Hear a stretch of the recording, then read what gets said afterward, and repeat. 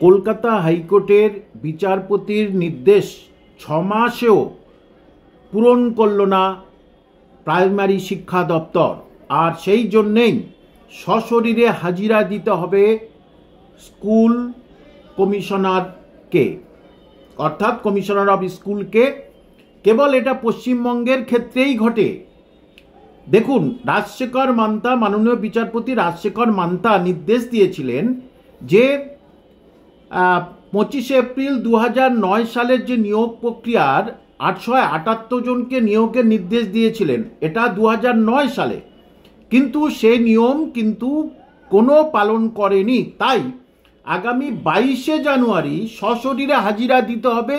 কতটা অসম্মানের আপনারা দেখুন। এবং এই রুল যখন জারি হয়, তখন এই যে রুলটা জারি হলো গতকাল, তখনই অনেক অ্যাডভোকেট তারা বলতে শুরু করেছেন যে রাজ্য সরকার কিন্তু শিক্ষক নিয়োগের ক্ষেত্রে একেবারে আগ্রহী নয়।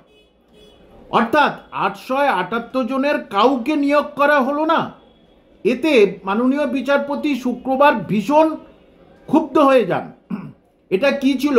2024 সালের 25 এপ্রিল মাননীয় বিচারপতি রাজশেখর মান্তা এই নির্দেশ দেন 2 মাসের মধ্যে নিয়োগ করতে হবে। কি 2009 সালে এরা প্রাথমিক পরীক্ষা দিয়েছিল এবং সেটার নিয়োগ প্রক্রিয়া শুরু হয় 2010 সালে। আপনারা জানেন 2011 সালে পালাবদল হয়, ক্ষমতায় এসে তৃণমূল এটাকে বাতিল করে দেয়। পরবর্তী পরীক্ষায় 2015 সালে, কিন্তু 2009 সালে পরীক্ষার্থীরা তারা মামলা করে, সেই জন্যই 2022 সালে সেই নিয়োগের প্যানেলে নির্দেশ দেওয়া হয়। উত্তর 24 পরগনার পরীক্ষার্থীরা ছিল 878 জন, কিন্তু অদ্ভুতভাবে স্কুল শিক্ষা দপ্তর এতে সাড়া দেননি, প্রাথমিক শিক্ষা পর্ষদ এতে সাড়া দেননি। অর্থাৎ আপনারা যেটা বলছেন যে স্কুল সার্ভিস কমিশন তথা রাজ্য সরকার নিয়োগ নিয়ে খুব চিন্তিত, এ কথাটা একেবারে ভুল। কারণ কোর্টের অর্ডারে মাত্র এই 878 জনকে নিয়োগ করতে পারলো না, তাহলে সেখানে স্কুল সার্ভিস কমিশন তথা প্রাইমারি সার্ভিসের প্রাইমারি টেটের এই যে হাজার হাজার ছেলে মেয়েদের, শিক্ষক শিক্ষিকাদের কিভাবে নিয়োগ করবে?